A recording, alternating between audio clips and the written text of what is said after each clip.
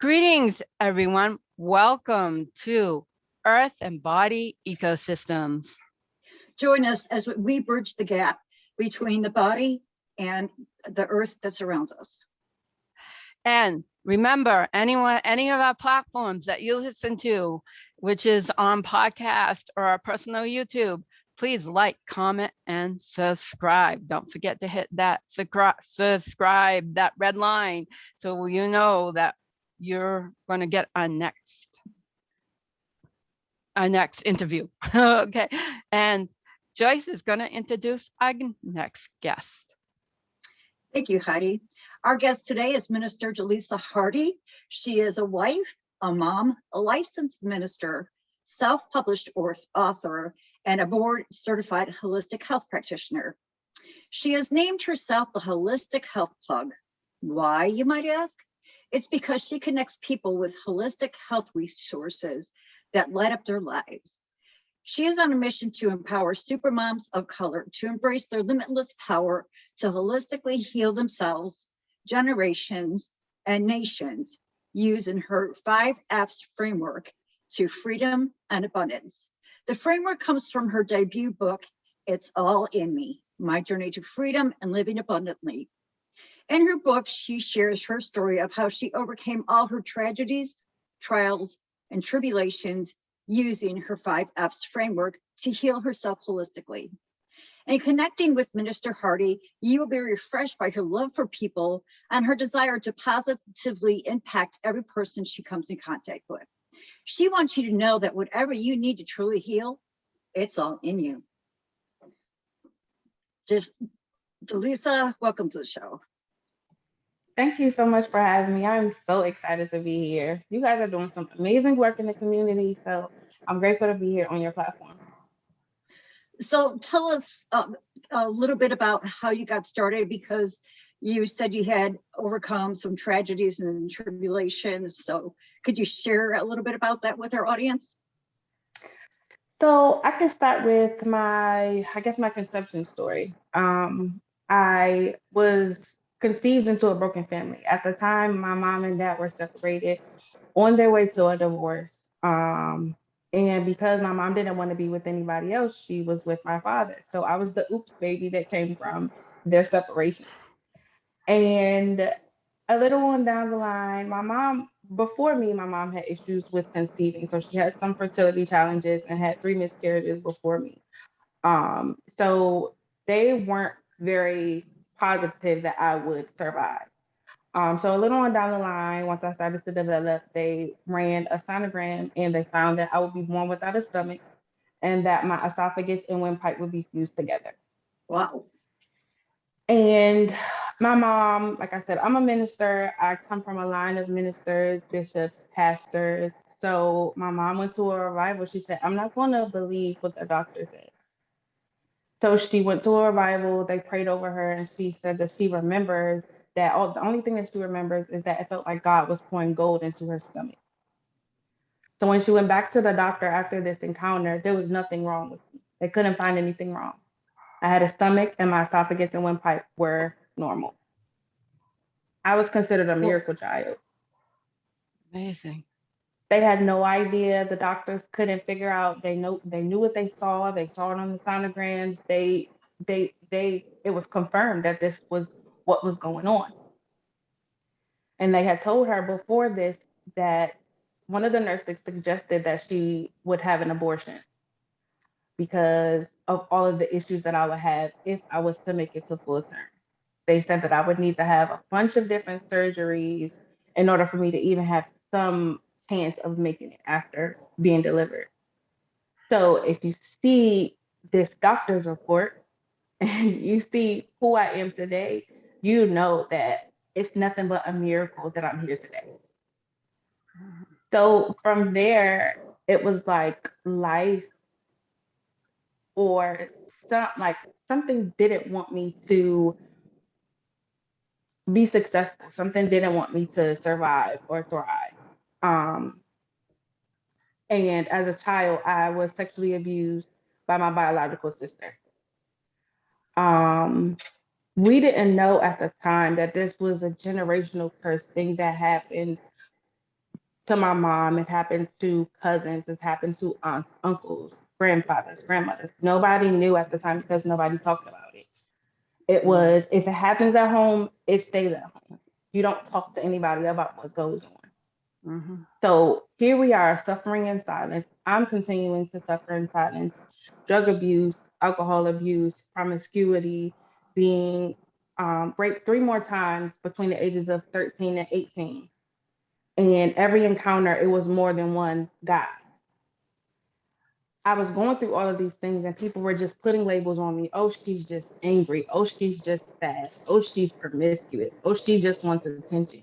And nobody knew that I was dealing with so much pain, so much anger, so much anguish, just so many things, so many emotions and feelings that nobody knew why, or nobody even thought to ask why. It was just, well, she's just this, or she's just that. So me being who I am, it was like God was pushing me to tell someone. And at the time, my now husband, he was like my best friend. And I finally opened up at the age of 20. It took me all these years to even open up and tell somebody what I had gone through. At 20 years old, I decided that it was time for me to tell someone. I was going through all of these different emotions, just angry, just wanting to not live. I had suicidal ideation. And I finally just decided it's time for me to tell someone. So at that time, I told him, he was like, you got to tell your mom. He was like, she doesn't know what's going on or what happened. You have to tell your mom. And after telling my mom, she said, oh my gosh, she said, this is what I wanted to protect you from. I wanted to protect you from this because this is something that I dealt with. My very own, her very own uncle was sexually abusing her as a child. And she's like, I wanted to protect you from that. I did my best to keep you from the males in the family, but I had no clue it would be women. mm, Come to find out, it my sister who was sexually abused by one of our aunts and her god sister. So whatever happened to her, she was coming home and doing to me.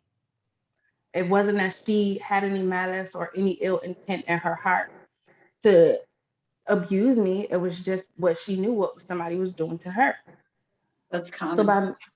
by me telling that to my mom, she was able to talk to different family members. She went on a trip later on, maybe a week or so later, and she was talking about it. And there was a cousin that was there and said that, oh my gosh, like that happened to you too by this very same uncle. And it came out that he had sexually abused nieces, nephews, his siblings, and nobody ever talked about it. So just by me opening my mouth and sharing what I went through, I've been able to break chains of bondage for not just my family, but so many other people because I wrote it in my book. And I'm sharing my story and telling my story. I want the world to hear it because there are so many people suffering in Mhm. silence Right.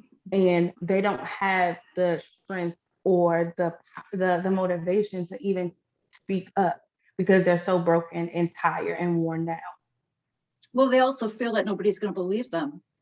That too, because I've had people say that they told someone and they told them they didn't believe them. yeah. Mm. I'm getting choked up. Abuse is rampant in our society. It don't matter where we come from. We've all suffered some form of it, one way or the other. And it breaks my heart. And that's why I tell my story because there are Sorry. so many people. It's fine. It's absolutely fine. Um, it's something why I'm so open about it is because there are people that have dealt with it for years that have never said anything, never talked to anyone about it. That came to me and said, "I've never you shown me the strength that I can have in order to share this with someone, even if it's just a therapist, to go to talk to someone about what you've gone through because what we experience as a child from that age, I was in early childhood education before I had my children. But that age range from 0 to 7, it literally develops who we become. Mm-hmm. So to experience years of sexual abuse as a child, you become this person who you didn't choose to be. And it takes a lifetime to break free of that. You spend your life trying to break free from that abuse and not be like the abuser was to you. Yep. And even that, at one point in my life, I was physically abusive in my relationship.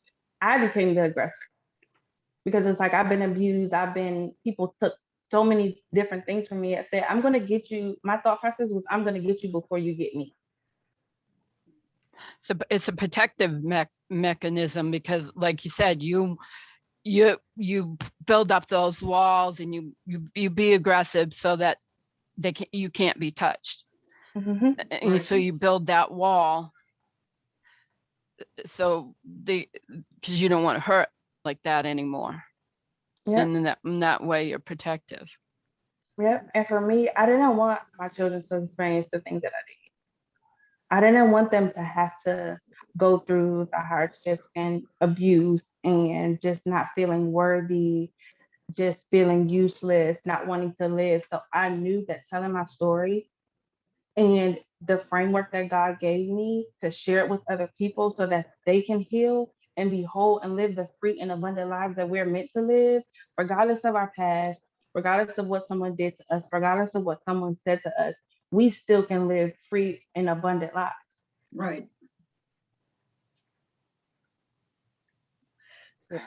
So let's talk about your book and how that plays a part in your journey. How does your book empower other women to overcome? What are the 5 F's? So the 5 F's are faith, fellowship, forgiveness, feeding your being, and fun. So faith is really, what do you believe in? What do you believe about yourself? What do you believe about the life that God intends for you to live? What is your belief about what you're here for? So tapping into that first about, your being your foundation of, who you are. Like, what do you believe in? Do you believe that you were supposed to be abused? Do you believe that you're a victim, or do you believe that you're a victor? Do you believe that you're a survivor? So that faith is the foundation. And the next thing is the fellowship. Fellowship being having relationships with people that you can talk to, that you can share things with. It's going to therapy, it's having support, it's having accountability, it's having good, strong relationships with people, your spouse, your children, and making sure that you're being present in these encounters so that you're showing up full in their lives. Because our presence in somebody else's life is a blessing. The next thing is forgiveness. With everything I went through, if I didn't forgive, I would have never, I wouldn't be here before you today. There's no way I could have held onto the hatred, the anger, the animosity, just the guilt, the shame, even towards myself. I had to forgive myself because I blamed myself for some of the situations that I went through because I wasn't making the best decision. But I was doing the best that I could with the information that I had. And that's what people don't realize. They feel like, oh, I should know better. I should have done better. But you're doing the best that you can with the information that you had. So I had to forgive myself. I had to forgive my parents because I blame my dad for him being out in the streets and living his life and not being at home, not knowing what was going on at home. I blame my mom because I felt like she was so caught up with my dad and his shenanigans that she wasn't paying attention to what her kids were going through. I was angry. I was so angry with God. I was so angry. I wanted nothing to do with him. Nothing at all. Because in my mind, I just did not understand how you could say that you love me so much, but allow me to go through everything that I've gone through. But I'm learning, and I've learned that it's for a reason. Being able to share my story and help other people become free is the reason for me encountering the things that I've encountered and being able to Right. come through it with my sanity, with my peace, with my joy, with my smile, and people not know based off of what I look like and the life that I live that I've gone through all the things that I've gone through. So that's the third one. The fourth one is feeding your being. What are you eating spiritually, mentally, and physically? What are you watching? What are you drinking? What is the quality of your water? What is the quality of the food that you're eating? What is the quality of the music that you're listening to, the TV that you're watching, the social media that you're scrolling through? What is the quality of that? Because you are what you eat. Mm-hmm. So if you're eating negativity, if you're eating just things that are not fuel for your body, your spirit, soul, and your body, then that's what's going to come up and that's what's going to come out. Right. And the fifth thing is fun. We don't prioritize fun as moms, as entrepreneurs, as women, as just people overall. We don't make fun a priority. We're designed for pleasure. We're designed for fun. So if you're not having fun, you're not living a full and abundant life. Mm. So these are the five F's. The resources that I share are within these five F's that I share with other moms so that they can make sure that their lives are free and abundant. So you're talking about the food and the water, which is a holistic way of living also, and you're a holistic practitioner. So can you talk about a little bit about your work as a holistic practitioner? Yes. So I'm able to provide my clients with different forms of assessment so that they can see if they're allergic to certain things. I do things like hair tissue analysis where it breaks down, your biology and tells you, okay, these are the things that you shouldn't be eating. These are the things that you shouldn't be eating. And these are the reasons why you might be experiencing these different diseases or challenges in your health. Um, Being able to give them, I have an online organic superfood store, to give them superfood that nourish and detoxify their body so that they're getting the bad things out and putting the good things in. And my philosophy is more fuel over fun. You get fun food, okay? It's okay to have the fun food, okay? But make sure that you're getting more of the foods that fuel you. I don't tell them, oh, this is a bad food or this is a good food. We just think of it as a matter of, okay, is this food going to fuel me or is this food just for fun? So if you're getting more foods that fuel you, your body is going to be able to maintain and sustain itself better than if you're eating more of the fun. Because if And you tell yourself, oh, don't eat this, don't eat that, it's going to be more, especially if, like me, you grew up on certain foods mhm. and these are your comfort foods. These are foods that that remind you of family, that remind you of community. So to say, oh, I'm not going to do that, it's like you're cutting away a part of your identity. Mm. So that's what I tell my clients, fuel over fun. You can have the Well, fun, and but make sure that you're getting your fuel. when it comes to the fun too, fun needs to be in as far as food, fun needs to be in moderation.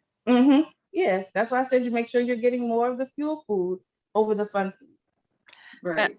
And then one thing, I think there was a book, but it made sense to me. It's what are we eating? And you talked about the abuse you went through, and you were eating that because it was a secret, right? So you were eating that secret. Mm-hmm. Uh, and that's probably just fueled everything. Maybe you could talk about how we take in what we don't release. We kind of hold it in. And so in that way, we're eating the emotion.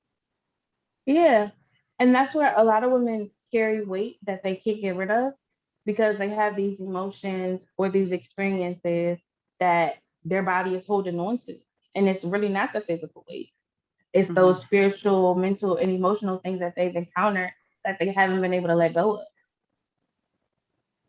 Yep. That's one thing. That's one thing that's real common these days in the holistic realm is dealing with past trauma and how past trauma, if we don't deal with it, how it affects our life in all aspects. So that's a real big thing right now. And you know, when I first heard about it, I was like, wow, but then it was like, that makes so much sense, Yeah, because our subconscious is more powerful than our conscious. and Mhm. then there's those of us, myself, like we hold on in weight, but other people hold on in different ways. It may not be so apparent, but they're, like a vice or, an addiction, and they Mhm. hold on to that because they haven't released some of the trauma. I see that a lot, especially in my family. Like, family members that have addiction, and that's kind of, they're not big people, but they have these addictions that are just as damaging because they hold on, because they haven't released the trauma. And it takes a lot to release it sometimes. And I know I've been working on it for close to 59 years to release Well, a lot of the traumas I've been through. And I find, like you said, forgiveness, forgiving myself and forgiving those that hurt me, because they were hurt way before I was, like you Mhm. said, it was generational, and we need to break that now and just be done, as and move forward and stop with these cycles of, abuse. And because we are so much better, we are so much more than that. I'm sure well, Joyce. forgiveness isn't necessarily for the other person. So whoever hurt you, Hmm. you're forgiving them. You're doing it for yourself, because I Mhm. guarantee you that whoever hurt you, they're not sitting there thinking about it. They don't give a rat's butt about it. It's, it happened and that's it. But those who are victims of that person are the ones that are dealing with this and playing things over and over again in their heads. So for us forgiving them, that's for us. It's not for them. I heard this quote a while ago, and it says, unforgiveness is like drinking poison and expecting the other person to die. Oh, I've heard Mm. that. I've heard that too. And that has stuck with me for years, because it's like you're holding on to this thing and it's literally killing you. Right. Mm. And you're holding on to it, trying to get revenge on this other person when it's hurting you, it's not hurting them. Right. Mm-mm. Yeah, go ahead, Joyce.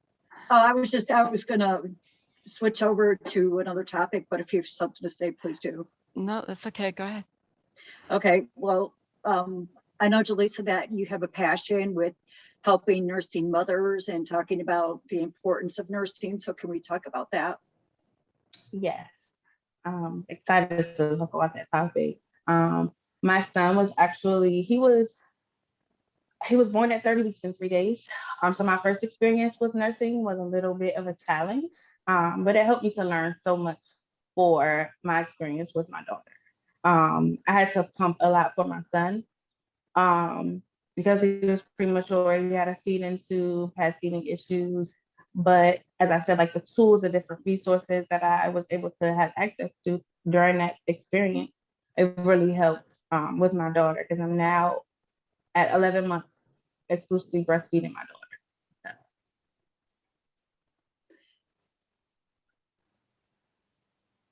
Uh, okay. Long pause there. Oh, No, it does. My screen froze. oh, okay. That's why I was wondering why you look like, okay. Well, I was wondering why you guys look like. That's all right. So what can you tell us? Why is it so important? I mean, it's a redundant question, but why is it so important to breastfeed your child? There's more. It's more than just about them getting their nourishment. It's about helping with building that bond with your baby.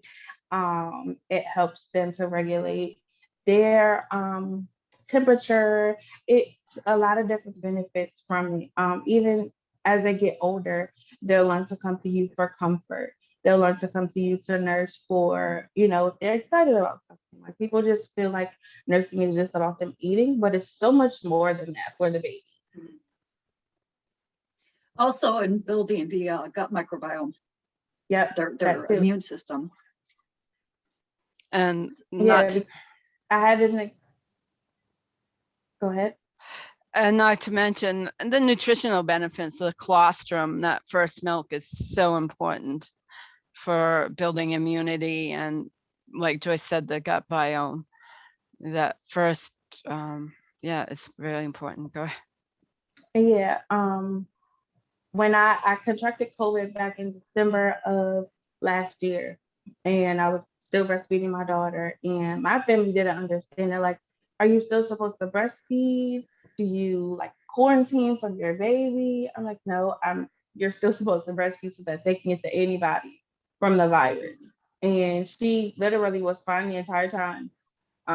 She didn't get sick.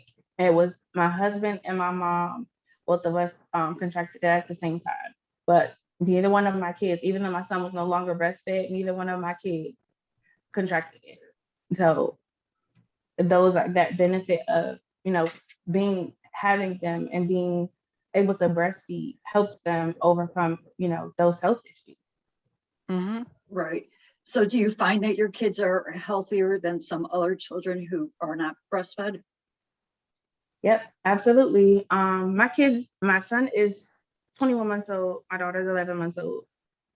I can't recall a time where they've had a cold or any major health issue. And like some of my, you know, my family members that have children the same age as me or a little bit younger, I'll see them. They're like they have colds, they have this, they have that, and they're formula fed. Yeah. I I'd also go ahead. was just going to say I wasn't breastfed and I had a lot of ear infections. My I did other, too. yeah, my youngest sister, I mean, I'm the youngest one I'm talking about. My middle sister, she also had ear infections. My eldest sister, who was breastfed, even though for a short period of time, she didn't suffer the ear infections like me and my sister did. I mean, it's like, it seemed like I spent most of my childhood with ear infections, you know, and I wonder about that. And then when I got, you know, older, me, I know there's a lot of other factors, but I do think it contributed in my weight issues. My other sister had weight issues, and the one that got breastfed, she never had weight issues, even though she said she would, but she doesn't. But you know, so I think the overall health wise is very important. You know, I was born in the 60s, my sister's the late 50s, and at that time they were pushing bottles, pushing formula. Breast milk wasn't any good, but yet at the same time it was still important for animals to get the breast milk, but it wasn't good for people. So it was really a dichotomy, and you know, and it's really a shame because I think it injured a lot of us in minor ways. I'm okay. I'm fairly healthy, but I think that initial, I wouldn't have had the ear infections and have the scarring that I have today from that. You know, it really did a lot of damage to my ears, you know, and I have trouble with them still. I have to be careful.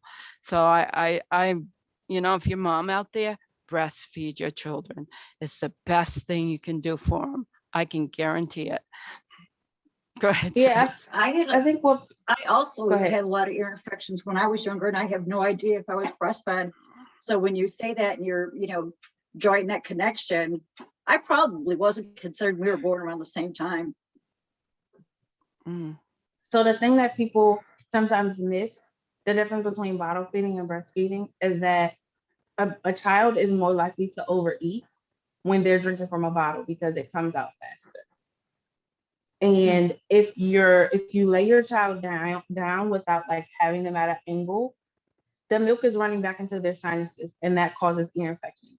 So if your parent Wow. laid you down with your bottle or weren't holding you up at more of a 90-degree angle, then that was one of the reasons why you would have ear infection. Oh, wow. That's interesting Yeah. because my daughter, my oldest, I tried to nurse her, and it, for whatever reason, you know, I had the milk. For whatever reason, she wasn't wanting to. And I think and the doctor encouraged me to go between the bottle and the breast milk. At that time, I think at that time it was probably transitioning. You know, it's like, well, do both. You know, and I think now it's more like they're pushing, yes, breastfeed if you can. But with her, I think I could have, when maybe she was like 4 months, but I was laying her down with the bottle and she had ear infection. So that's very interesting. Mm. Yep. I learned that working in childcare because they will always tell us don't lay the babies down to get their bottles. You have to be holding them up.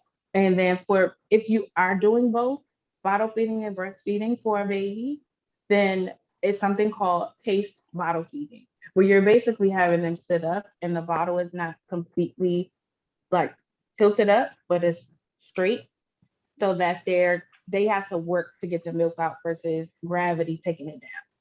So that way they don't have those issues with transitioning from breast to bottle. And that helps them not to eat as much in a shorter amount of time. Now, if somebody is having a problem with a baby breastfeeding, if they use that technique, would that encourage the baby more to try harder to get the milk from the mother? Yes. Because like I said, with the bottle, it's literally like they're if you're not doing the case feeding, if they're not holding them up, the milk is literally just pouring down in their throat. They might have to work a little bit to suck from the nipple, but without doing that paced bottle feeding, they don't have to do the work. They don't have to do most of the work. Gravity in the bottle is doing most of the work. See, now I was told when I had my children to hold the bottle up so that they didn't get any air in their bellies and get excess gas. So you got That's to what I make was. sure it's like a technique to it. So you have to make sure that when the way the bottle is tilted, that the hole in the nipple is covered with the milk so that they're not sucking in the air. Okay. Yeah. And then also they try to tell you they have the different size nipples for a breastfed baby. You should have always use the preemie nipple because it's a smaller hole. And again, they have to work harder to get the milk out. And they'll know, okay, I still have to work to get the milk from the bottle the same way I would to get the milk from the breast. Right. Well, like I said, I have 3 children, and the first two I had a hard time breastfeeding, and I'm listening to you talk about the bottle, and I'm getting too much milk. It was my middle one. He would like guzzle that bottle down. He would throw everything up, and then he's crying because he's still hungry and wants more. So he was a real challenge. Now, my last one, for whatever reason, I was able to successfully nurse him for a year and a half. And the one thing I noticed the difference between him and my other 2 children, not that my other 2 children are not smart, but the youngest one who nursed for longer is just extremely, and he absorbs information very easily and holds on to it. I had homeschooled my children, and he would sit in the living room while I was schooling my other children, and him and my daughter are 7 years apart. So it's like I would see him and he'd be playing, but I could see he was listening and he was absorbing. In all actuality, I could have started him off in first grade. But the one thing that differed between him and my 2 older kids was that I would lay worksheets at the table where they sat for food, and they would go and they would do them. And my youngest one didn't. He would just mealtime came and he pushed it aside and sat down and ate. My older 2 taught themselves how to write, but my youngest didn't. So if it wasn't for the fact that he was not writing, I could have started him in first grade right away. But I had to start him with the basics of learning how to write letters and numbers. So I think that's interesting too, that he just, and again, I mean, he slept with a dictionary for a thesaurus for months. And I swear that all the words were just absorbed in his head because he says words and I'm going, what are you talking about? I don't know what you're saying. What does that even mean? Our bodies are absolutely amazing. And breast milk gives the baby exactly what they need. All of the vitamins and nutrients that the baby needs, they're getting that from breast milk. With the formula, I I, have so many different conversations about it because they're pushing it and, saying how good it is for the baby versus, breast milk, but there are toxins and chemicals and process the way that they process them, they're they're trash. Right. right. To be frank, to be frank, because for my son, I used the European brand formula for him after I stopped being able to breastfeed him because I got pregnant with my daughter. Um, because the quality of formula in the United States is trash. And we're Right. wondering why, children are having these different health issues, dealing with obesity, dealing with the rise of childhood cancer. These things are the culprits of it. Mm, And because these companies are pushing them and charging ridiculous amounts to feed your child, it's just, it's a mess. Well, and not only that, but the liners that are in those cans contain BPA's. And if they're in transportation, they're sitting in a truck, they're getting hot. And when those BPA's get heated, they leach into whatever in that can. And that's toxic. hmm Well, Nature had it all figured out for us, right? This was all figured out a long time ago. This is how you feed your babies. And I've heard stories. I don't know how true it is, but I heard stories that back years, like thousands of years, men could breastfeed a baby at one point. I heard That, that too. yeah, that it was, they could take over if they had to for some reason. And that's why men have, they don't have, of course, with this was like eons ago, but I've heard stories about that. So, and of course, there's women that, once they bring in milk, they called nursemaids because they had the abundance of it. And, but, it's like I grew up in the dairy industry and I also know horses. And it was always taught that those babies, those calves, those foals, it was always iterated that they get the first milk. The first milk has to go to the baby.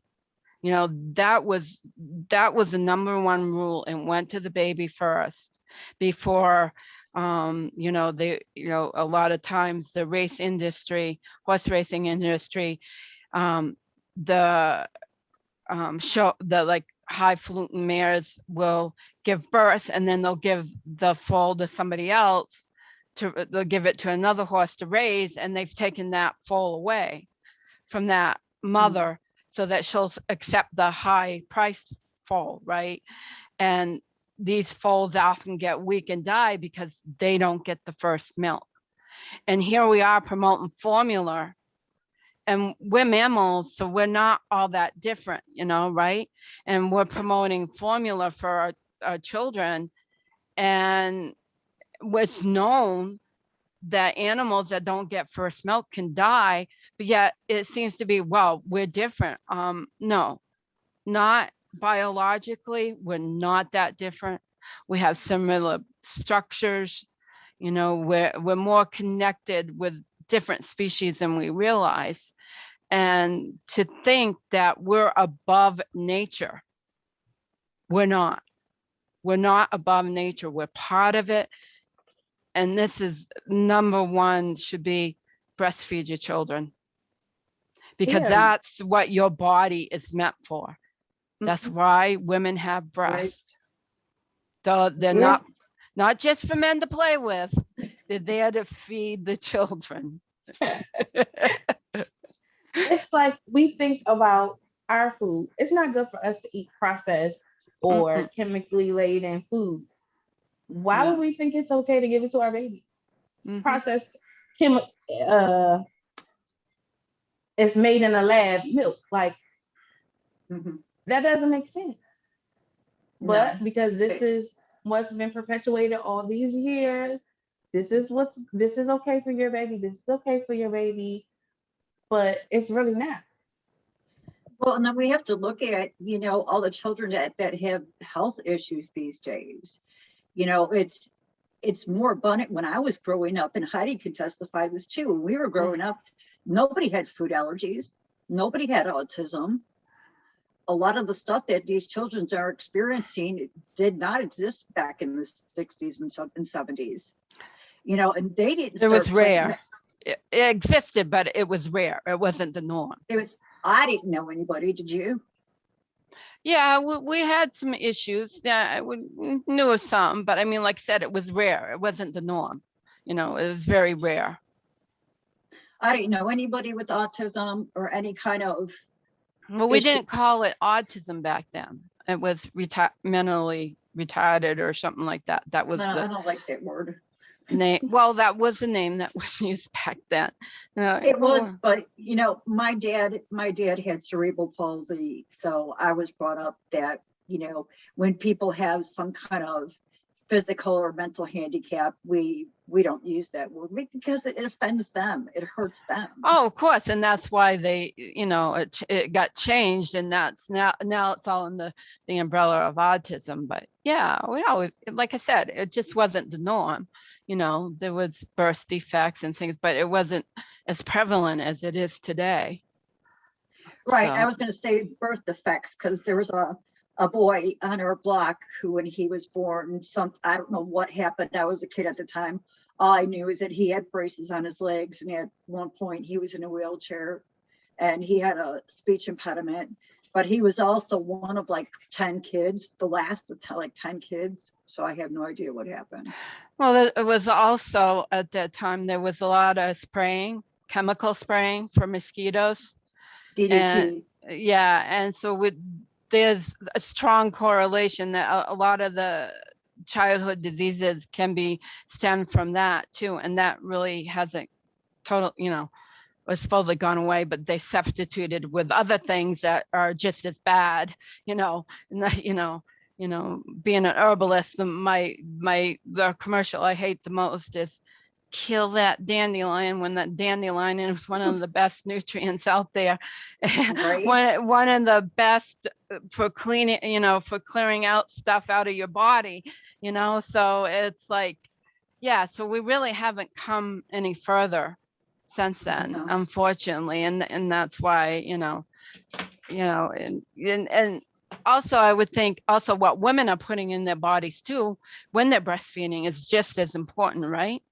I was just going to bring that up, not only what they're putting in their bodies, but what they're putting on their bodies. So, Jalisa, I'd like to hear what you have to say about that. Yes.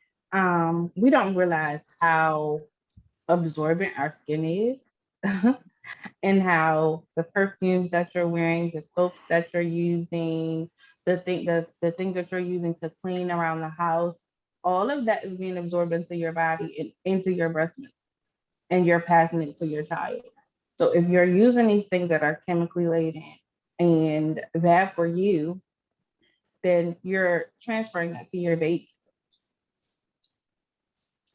And so that's just not stuff you put into your skin. Also, the food that you're putting. Well, if you're putting lab made things into your body, or food that's actually grown and the way it's supposed to be, and animals raised the way they're supposed to be, and not in factory farms, it's not only healthier for the mother, but healthier for the baby.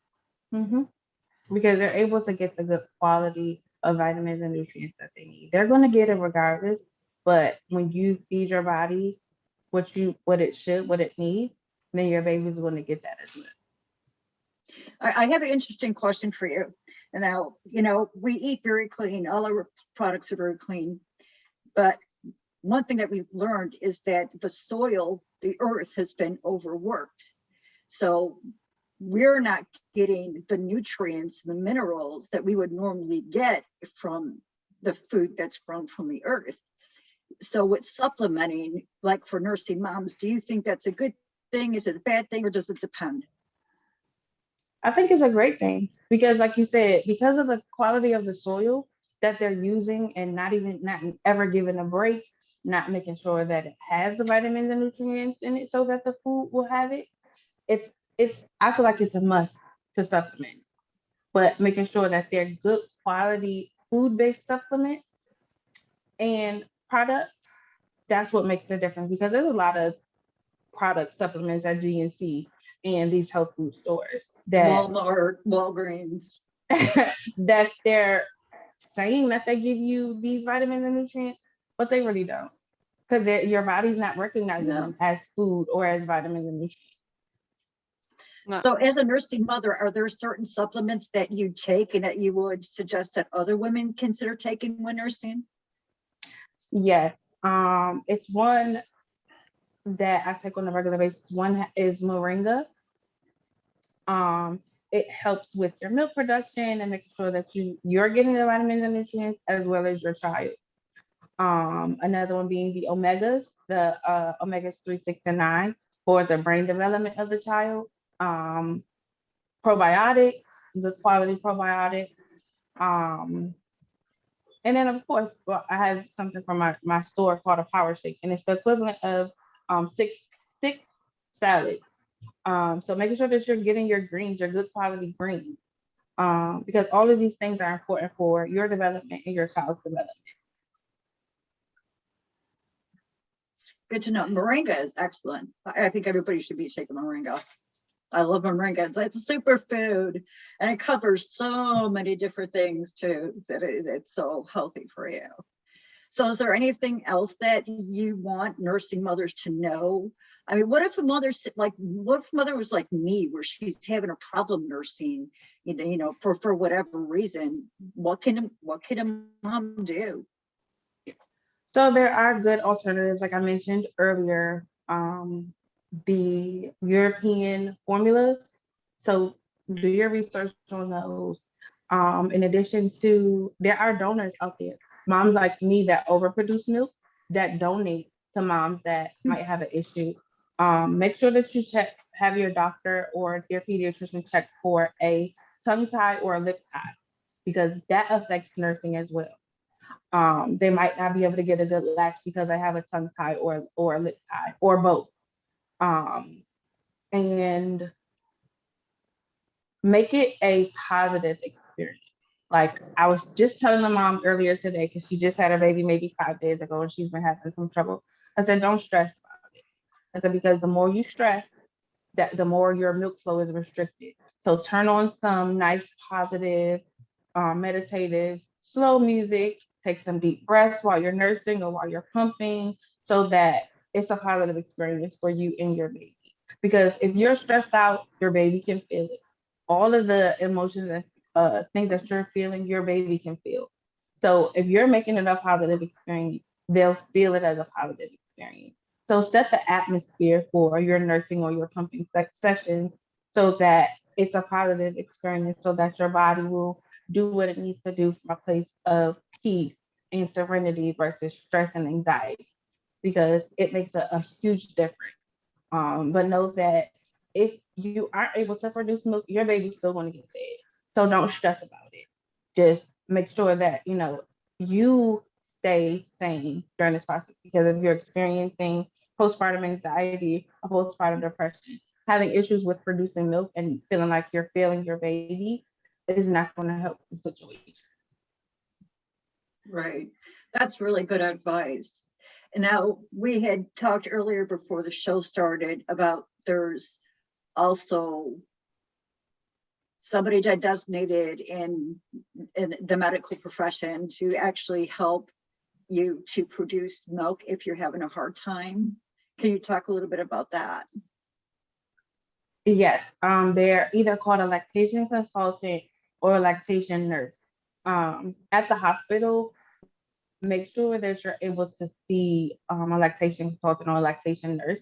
Or if you give birth at home, make sure that you're able to get a lactation consultant or a lactation nurse to come and visit with you so that they're able to help you with the latch because it's new to you and it's new to them. So you don't know if the baby's latched on right, you don't know if they're transferring milk. So a lactation nurse or lactation consultant can help you with that process and show you, different ways.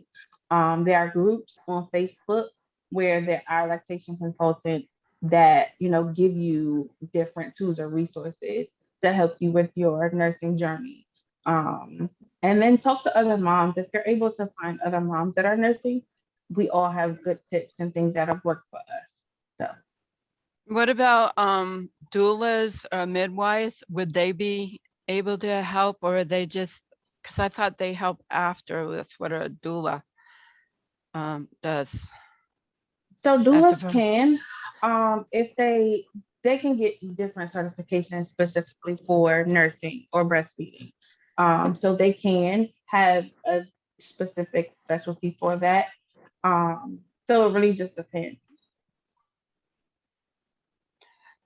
So it sounds like for the mother is to find, like, if she can, a nice relaxing spot maybe in her home where she won't be interrupted if she's having difficulty, and almost make it like a very special ritual, just so that's her time with her baby and that's their time together,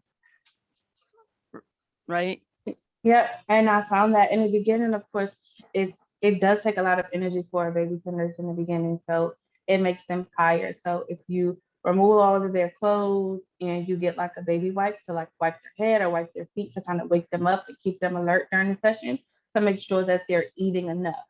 Because sometimes that could be an issue with weight gain, especially in the beginning.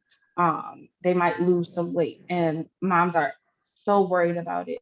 So if you undress them and kind of keep the room a little bit cooler so that they're alert and awake during a nursing session. So Oh, that's a good tip. absolutely. So what else would you like people to know about your services? Like I said, I've branding myself as a holistic health plug because I have so much information, so much knowledge, so many different resources that people wouldn't normally have access to because I'm a holistic health practitioner. And I want to share them with moms, like just this information about nursing, different products that I've been able to use if I had to pump. Those types of things that I want to share with people. So if there's something related to mom life, if it's related to, overcoming trauma, if it's related to holistic health, I'm able to connect people with physical resources, products, my book, other people that I have connections to in my network. So if there's something that you need or something that you're looking for, I'm definitely one of the people to get in contact with so that you can get what you need for your journey to healing and holistic health. So where can people contact you?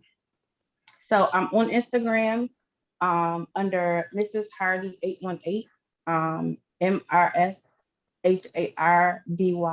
818. And then I have a flow page, and it's www.flowpage.com/Jalisa Hardy. And you'll see all of the different resources and tools that I have to offer. Awesome. Anything else? Joyce, do you have any more questions or? No, good over here. Jalisa, you have anything you want to leave our listeners with? Just remember that, you literally have everything that you need in order to succeed in life, in breastfeeding, in entrepreneurship, and motherhood. And sometimes it takes other people to show you that. So don't be afraid to ask for help, whether it's with nursing or anything else. Don't be afraid to ask for help because we are better together. Right. That was great. I love that. But sometimes people are afraid to ask for help. Yep, or afraid to speak up and say, I suffered, because I think it's really important. So I want to thank you all. I thank you. This is really fun and informative and inspirational and cathartic, which they seem to be. It seems like every podcast I get something out of it, and is always touches me very deeply. And I was touched very deeply, I must admit. So thank you so much. So thanks for tuning in, everyone. Remember to get out there and enjoy the wild and be a little wild and breathe the many blessings. Everybody keep on shining your light. Thanks for joining us.